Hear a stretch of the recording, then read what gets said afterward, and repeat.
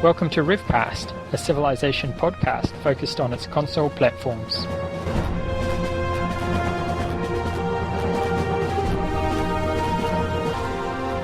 Elthrasher, Blue, 1987. ScottieX. REDAF.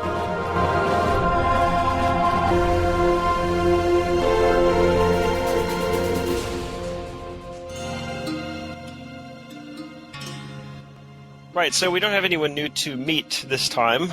We've all stated our worthiness to advise others in the past, so we can get right down to business. I've been trying to think of a new intro. This is RevCast! RevCast!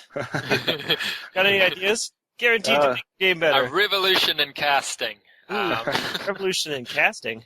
What are you, fishing? In podcasting, yes. We'll work on that, I guess. Welcome to the podcast revolution. It's RevCast. Ooh, I like that. Welcome to the podcast revolution. It's RevCast. Brought to you by... Brought to you by, we could use some sponsors. I'd take a check. I'm elthrasher. Me are ScottieX, and Ty has come back and decided to join the team. So, welcome. Follow him.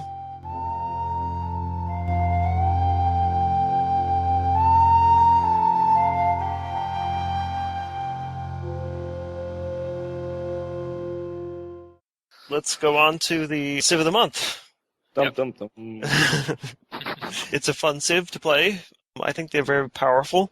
A long time ago, I wrote a strategy for this Civ, but I wouldn't recommend anyone follow it now. That was a long time ago, and I play differently now. We are talking about Germany.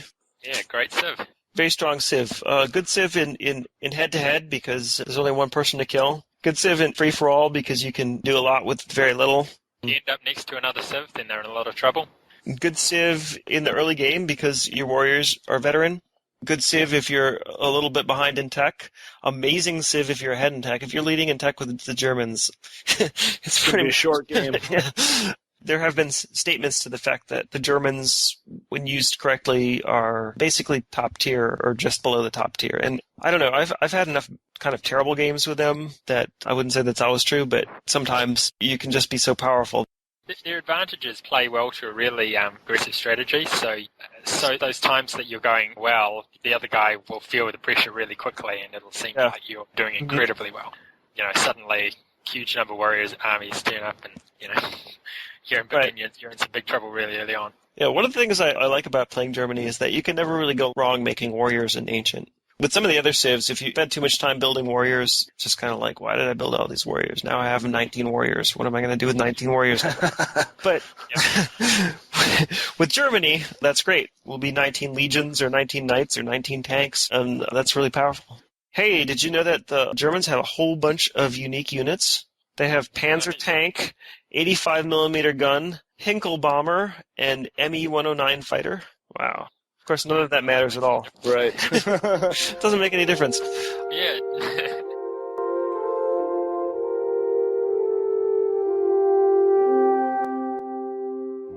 The starting bonus for Germany is automatic upgrades for elite units, which means that when your unit is elite and you earn the next type of unit above that, the unit that unit would upgrade to, all of your elite units will upgrade at that point. You're not allowed to skip anything. If you have an elite archer and you research gunpowder before researching democracy, which you shouldn't do, but if you did that for some reason, you would not upgrade. We see the story once in a while that someone was like, I had, all these elite warriors and I got feudalism, but I forgot to get ironworking and they never upgraded, and then I just had a bunch of elite warriors, and that's a sad story. Yeah. You've probably been saving ironworking up for ages because you wanted to preserve the ironworking. Yeah. The Legion upgrade for a desperate attack at some point. So. Yeah, you still might have a chance at building Leonardo's workshop, but again, same problem, so get ironworking. If you get them out of order, if you get feudalism and then go back and get ironworking, will you at least get legions? But I think you would. I'm not sure on that because... I don't know if there's ever been a situation where I got feudalism before ironworking. I mean, that's so far down the tech path that usually you backfill it by then. Well, what happens is people are deliberately not backfilling it. Keeping the beakers below 30, right? Right, and you only have to keep your beakers below 30 the turn that you finish a tech. Right. I know that if you backfill ironworking the same turn that you earn feudalism, you do not get knights. I see. Right. So don't do that. You have to actually go and tech ironworking, and then you have to actually go and tech feudalism. So that's the key. I think that probably most listeners get how the upgrade scheme works, so I don't want to spend too much time on that. If it doesn't make sense to you, I would suggest going by some forum or something, figure it out like that. So the starting bonus is upgrades that works for all units, not just your warriors, but the warriors are the most interesting case, most powerful. As a side note, if you're playing single player with the DLC, there's an artifact that will give all of your units scout that counts as being elite. So if you get that, then all of your units will upgrade for the rest of the game. Kind of cool, but that's single player. That's not even Game of the Week single player. It's just regular single player, so it's not that interesting.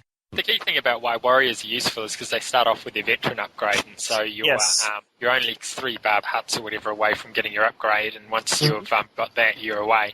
Otherwise, if you had veteran archers as well, maybe you'd pop some huts with them, and then you'd get some pikemen, elite units to be able to wander around and give your warrior legion some defense. But as it is, the warriors are so easy to upgrade, there's no point worrying about anything else. Yeah, warriors are the way to go. And of course, probably most listeners know also that if you get a barracks, which is unlocked at bronze working, which is a first-tier tech, then your warriors will start off as elite, so you don't even have to find any barbs.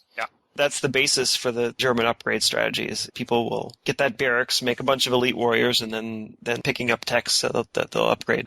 Germany's one of the few civs that I actually look to build a building with early. Once I get my 100 gold, I'm kind of looking to use that cash after I've got my settler to get the barracks in a nice production city and pump out those warriors.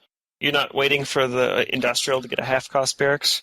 Nah, usually that's a little late in the game. It's kind of funny they get it so late, That would have been real nice in the ancient era. You don't want to give up the other bonuses for that, obviously.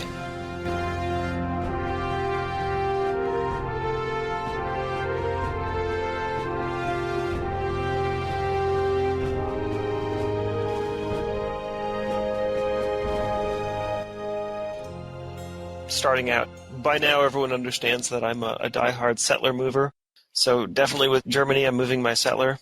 You should be able to get an AI cap pretty much every game because you've got veteran warriors. So just need to settle by the AI cap, and not necessarily even always use a warrior army. Sometimes 1 or 2 warriors will take it. Yep. With the assistance of an actual German, a trick that has come to be known, elthrasher, which is that you put 3 warriors next to a city, don't army them, attack with the first one, retreat before you die, attack with the second one, retreat before you die. Now hopefully you've wounded the defender, and now you form the army and attack with the army. And when you form the army, because one of the warriors isn't wounded, then the whole army will be not wounded.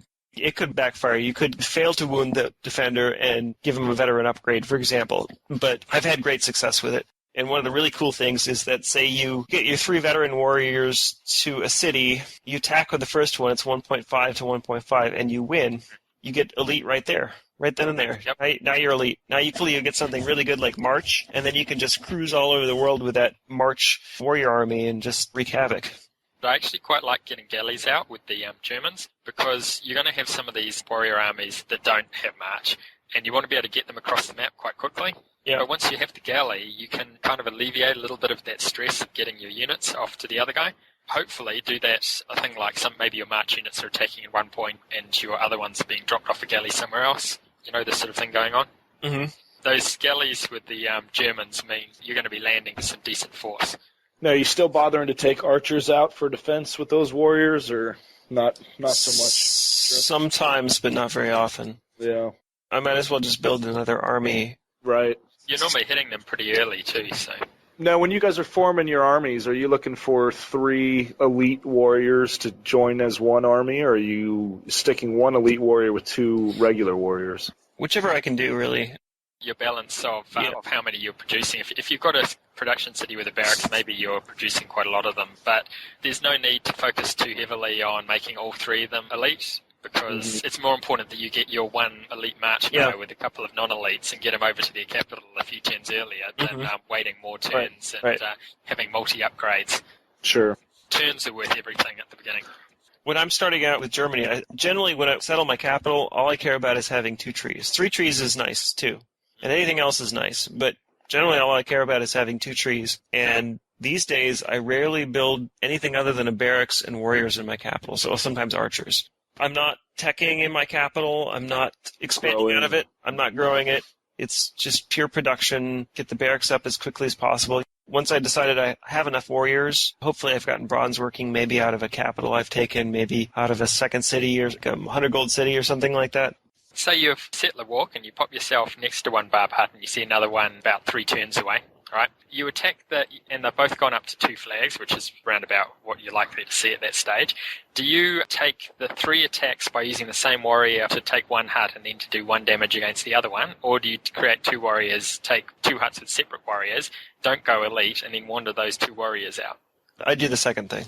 I assume that I will find more barbs to attack. That second barb could disappear while I'm waiting for my warrior to get over to it. Mm. You got to get them out there in different directions, too, so you can see the terrain and the map. The first thing I do with the Germans is send as many warriors as possible in as many different directions as possible. So I would go after both of those, get more gold, buy more warriors. I'm trying to get some capitals. I'm trying to pressure my enemy. I'm trying to get my 100 gold fast so I can get the whole thing started. I need other cities. I can't really just do it all with Berlin.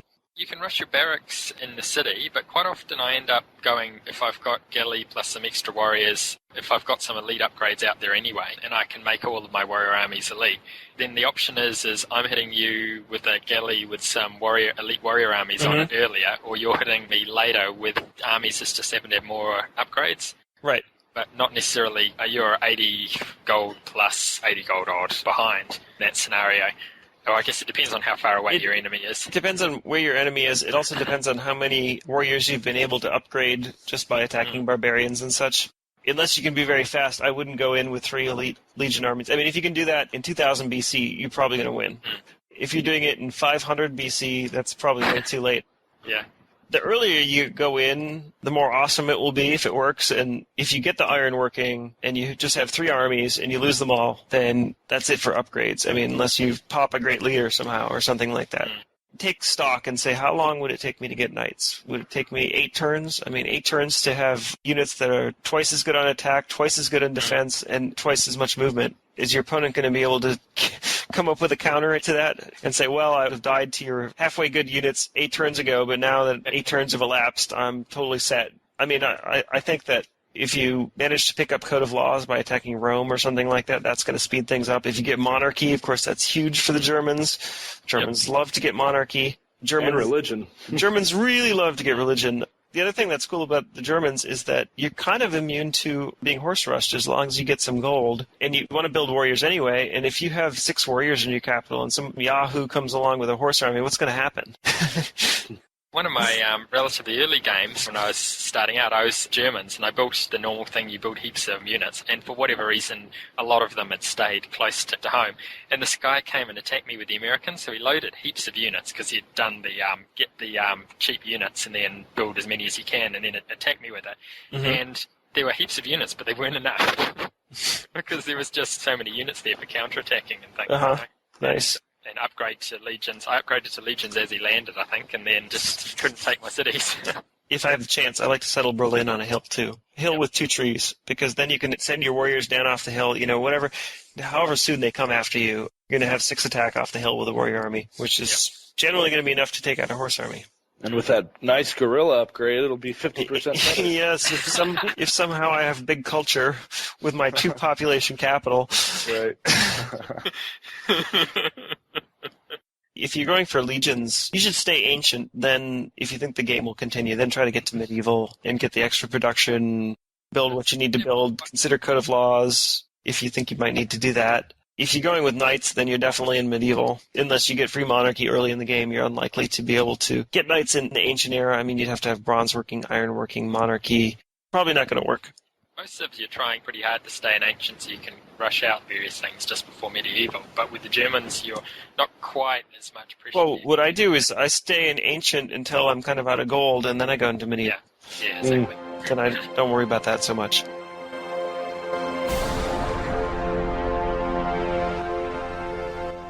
Those are really awesome bonuses, and Germany gets another one in medieval, which is +1 forest production, which is just a huge bonus. I mean, it's kind of funny that it almost doesn't matter. If you have a good ancient era and you're going to have a bunch of legion armies and maybe a bunch of knight armies on your opponent, kind of doesn't matter that you get a production bonus in medieval, but that production bonus is still really nice.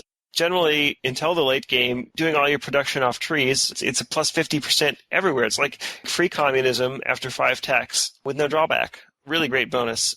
It's great for storing hammers, too, for those future, the Oxford trick or any of the others. My old German strategy, which I don't recommend people follow anymore, was basically to just expand a lot and build libraries using this production bonus. And I won all the time using it, probably because my opponents just simply weren't expanding enough. Well, I mean, actually, when you start expanding, suddenly you're putting in 3 forests as opposed to 2 forests and reducing those settlers, which are then coming off your 2-pop cities and forming another one for 3-pop somewhere and then spinning off another one. Well, that makes you one of the best expanders. Right. Germans can expand very quickly with all of that production.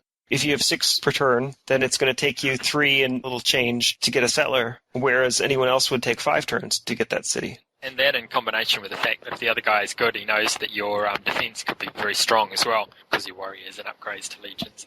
I used to try to out-library Chinese players and do it pretty consistently. Because, I mean, the fact is, if you're building your libraries off forests, the German production bonus almost provides the same savings. Of course, China gets free literacy and +1 population, and those things that made those players that lost to me shouldn't have, but they did. You can really leverage that production. Once your knights are away or whatever, say I've sent 5 knights to go kill Scottie, but Scottie's wily and he might survive. He might lose a couple of cities, or he might lose a lot of turns during which he can't expand or tech, but can only build legions to back my knights. I've got all this extra production. I have a barracks. I can sit there and just keep making knights, and knights are good for much of the game, up until the point that someone's got tanks or Oxford bombers perhaps. Knights are just pretty good units. If the game's not ending with my rush, I would definitely just keep making units and maybe save them for later, maybe drive them in somewhere right away. There's always the possibility that you can get a great leader and then you can just keep making elite ones to upgrade. Or you could just use them and have them gain experience that way. The industrial bonus is the half-cost barracks bonus, and that's probably the weakest bonus here. Is actually pretty useless because you've probably built a barracks already, and if maybe even 2 of them. But if you get to that sort of stage, and what's the point of having the others? You can get the other guys, other units there, and merge them for veteran status and so forth. Generally, I agree with you. Unlike the Zulu ones we were talking about last time, it doesn't hurt you. There's nothing wrong with having a cheap barracks. You don't have to get it. But if you compare it to, like, the Greeks and Chinese get half-priced libraries, with conceivably a building you would want in every city, there's no reason to have a barracks in every city. Just wasteful. But I've used this a few times. Sometimes you take a bunch of cities, and so you kind of have a new front that's started, and you decide you want a barracks there, and you can get it done in no time. It's an okay bonus. It doesn't hurt you. Most German games don't even last to industrial unless you are up against someone who's good, or you're playing the Greeks or someone who's got some pretty strong defense, maybe the English. Yeah, if I were playing the Greeks or the English, I would probably just wait a little bit longer and tech religion before attacking. Right. Maybe get some battleships out to help with the support. Battleships would tend to help too, yes. Cruisers, I meant. The point I wanted to make there was that if your game's running long, keep using the production. That's your advantage at that point. You may not have many more units to upgrade. You may not be able to get to tanks anytime soon, but you still have awesome production. You still can build a lot of units, and that can make a big difference in the game. And then the modern bonus is 2% interest on gold, which it gives you a little extra gold every turn. It's a fine bonus. Get that econ victory. There's nothing wrong with free gold every turn. I mean, it's a good bonus. I like it better than the plus 50% gold production penalty or bonus. That's been talked about on this program before. But you have to be sitting around with a decent amount of gold in your bank to make a lot of use of it, which implies that you're not using your gold. You do. Downside there. Saying that it's a bad bonus, it's okay. Start working on an economic victory. It's not going to amount to very much. But only the English and the Americans have great modern bonuses anyway. Yeah, right. This one's okay as far as modern bonuses go. But again, I know I used to get to modern in games with Germany because I would do economic victories and such. But I don't anymore, so it doesn't really matter. Hardly ever do I find German games going beyond ancient even. It's warriors, and if not warriors, then legions, and actually pretty rarely knights. And then if it gets past knights, then something has gone badly wrong. Or someone has done something really right. it can still be hard to play against America or China. Oh, Yeah, great Civ because your first 3 bonuses, which are the ones that matter the most, are all really strong. And no real weaknesses or any problems or deficiencies.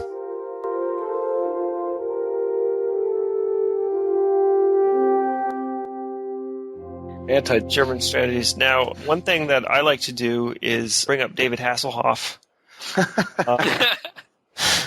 And I find that sometimes they will turn away in shame. Sometimes cower their head in shame, right?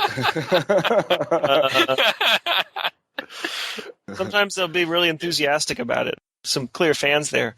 That's the best strategy. But if you're unable to bring up David Hasselhoff... You mean if your German playing opponent isn't actually German? Yeah. That's the problem. Yes. I had some thoughts when I was playing Mort. One of the reasons why he lost was he got ironworking from the AI. Let's say you're the Romans, for whatever reason, you're naturally getting your legions up fairly quickly. You could try making sure everybody you can find has ironworking, or that you get ironworking a little faster than usual, and just figure that if he takes one of their cities, there's pretty good chances he's going to pop ironworking and upgrade bonuses out the window. Yep. Right. That stops his elite units coming out, doesn't it? Yep. I'm not sure how effective they would necessarily be in a game, but... that can be effective. I've used that, in fact, to try to force my opponent. Just by having it, how sometimes you get techs out of friendly villages and such. Yep. Generally, the tech that you're getting from the friendly village is a tech that somebody else has just researched. At least that's my experience. So, he might be sailing his galley around, and he's like, ooh, look, friendly village. Ironworking. That can happen. Good thing to do. Yep. And also your ironworking will come in handy if you need to repel him when he gets to you, because he's just more likely than the other civs to be on you with a good attacking If he's coming at you with legions, then that's 4.5 defense, which means that even just a 6 attack legion, or better yet, come off a hill, 9 attack, you're going to kill his armies.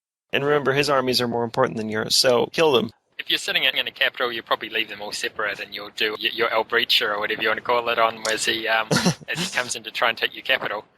Yeah, I'm not sure if you call it that when you're defending a capital. Maybe. But, you could try that, but you have to be a little bit careful, because if they come at you with March and you just have 1.5 defense legions in your capital, you can get overrun by an infiltration army. You're going to want to check in that archer as well, I think. Sure, but if he's marching blitz, he could expose you. Well, what if he comes with 2 armies? 2 March infiltration armies. Or the first one doesn't have to have infiltration. So just a March army comes up, kills your archer. You got 2 archers then. Now you have 2 archers, I see. And a battleship fleet, right? That's it. Depends on the stage of the game. Yeah. But you guess what he's going to come at you with, and you provide defenses appropriate. Well, you don't guess, you use scouts. Yeah.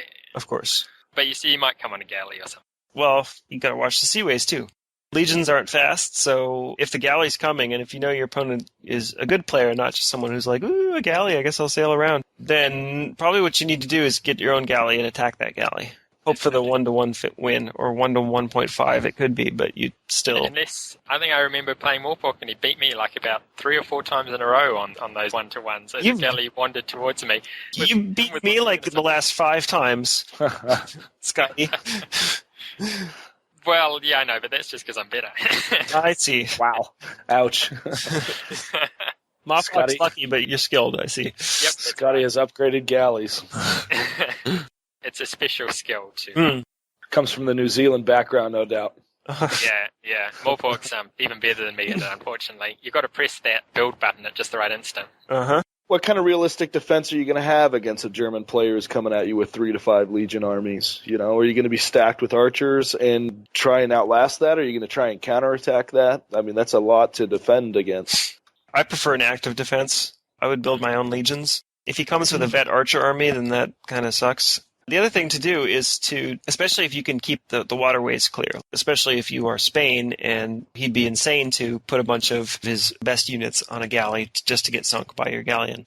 What I would really want to do is fortify some units on a hill near my capital that he's going to have to pass by, and you can really make use of the map with this kind of stuff. You need to, really, right? Yeah. I mean, if you're waiting for him to come to you and your capital, then you're in trouble. You can start sort of with your scouts out as he comes through, just try and knock off a unit. As he comes through and attacks your guy on the hill, maybe you counterattack and kill his legion as he takes it, and then just wear him down so his force, when it finally meets your city, isn't enough to take out the archer army. Your units will build fortresses eventually outside of cities, and they'll actually have a higher defense than they would have in the city. That can be really great. And legions off hills, don't bother with a barracks unless you are flush with cash. 9 attack is good enough. If you can have a hill with no forests around it, then you're probably pretty good unless he's seriously outnumbering you. Do that and counter and try to kill his units. The German player's probably not going to be teching really hard. You don't really have to worry about, oh my god, he's beat me to industrialization or something like that. He's probably not even thinking about that. He's probably not even worried about who gets industrialization. He's probably expecting the game to be over before that happens. So don't go teching irrigation with 2 cities and then Code of Laws. And now you've done like 250 beakers worth of tech and you haven't built any units and then all these legions show up. That's like the number one way to lose.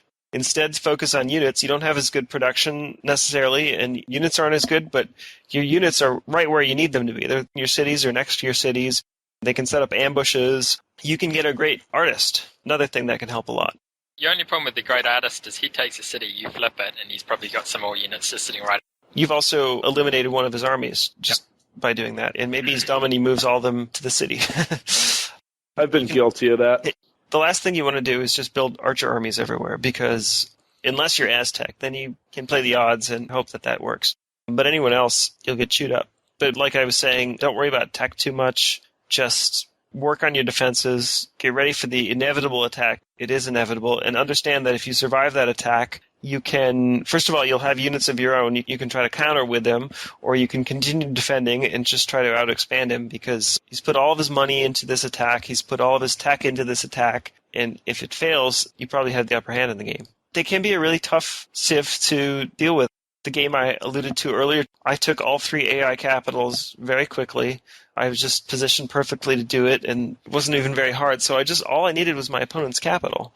He built some legions and he tried to attack me. He was Spanish, so he dropped legions off by various cities, but I had fundamentalism, and I had my armies that I had taken those AI caps, and I just left them nearby so that I could fend him off when he came after them, and I was able to defend, and then I delivered my armies, and he didn't have a chance. If I had been on the other side of that, I don't know how I could have survived. When Germany takes all those cities, and if you get 3 free cities, you have a clear tech advantage. It's going to be hard to keep up in tech, because that's a lot to gain. Well, you're talking about Germans being good when they have the tech advantage. If you have the tech advantage, are you going to just expand and gun really hard for feudalism? Or I did go for feudalism in that game because his capital was so far, and he was Spanish.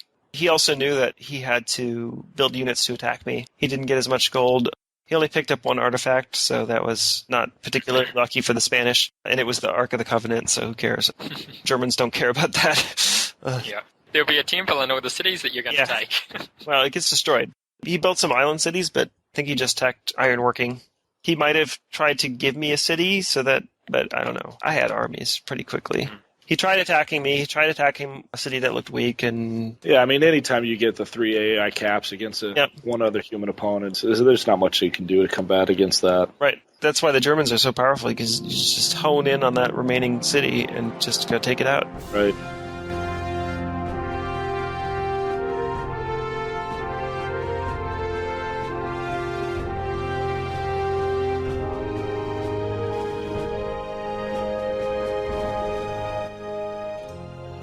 What else? Anything else? I think that might be it. Yeah. Well, thank you for joining us on RevCast. Thanks for having us. Auf Wiedersehen. Tschüss, bis später. Right. Yeah.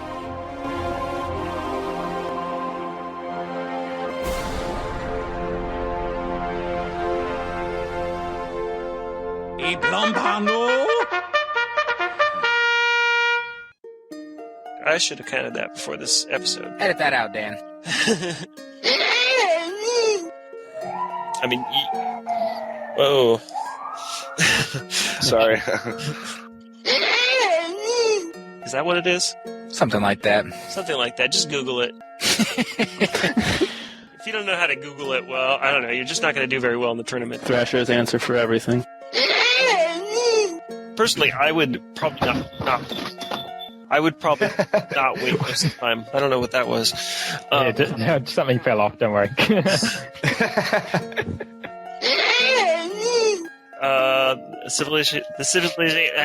Welcome to RevCast.